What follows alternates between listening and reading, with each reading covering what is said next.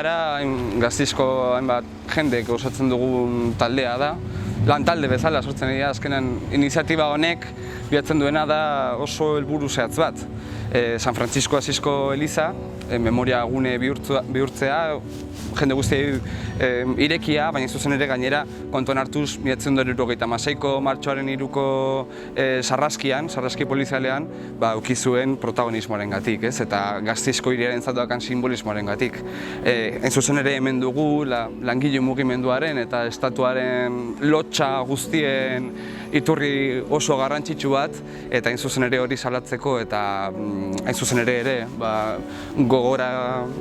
gogoan ukitzeko leku bada, eta hori da pixkat iniziatiba honen ideia.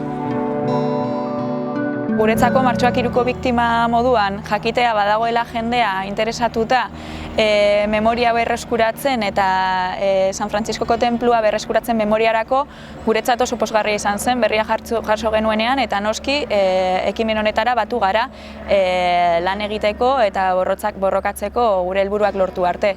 Eta Eliza berreskuratzea guretzat izango litzateke ezinbestekoa, izan ere memoriarako Martxoak 3ko edo San Frantziskoko Eliza ikur oso garrantzitsua da Gasteizen, eta bertan jaiotzak bakarrik egotea eta ez egotea eskultorik eta ez egotea ez elizkizunik ez ezer, eta ukitzea irekita bakarrik urtean aste batzuk iruditzen zaigu lotsagarria. Uste dut garaia heldu dela hariak mugitu behar dituztenak mugitzeko eta berreskuratzeko tenplu hau memoriarako eta giza eskubidetarako. San Francisco Eliza gaur egun ez da parrokia bat, ez dauka funtzio hori. Orain Belenen erakusketa finkoa dago, baina ideia da zentro ireki bat egitea, baina hain zuzen ere memoria historikoa eta giza eskubideen inguruan.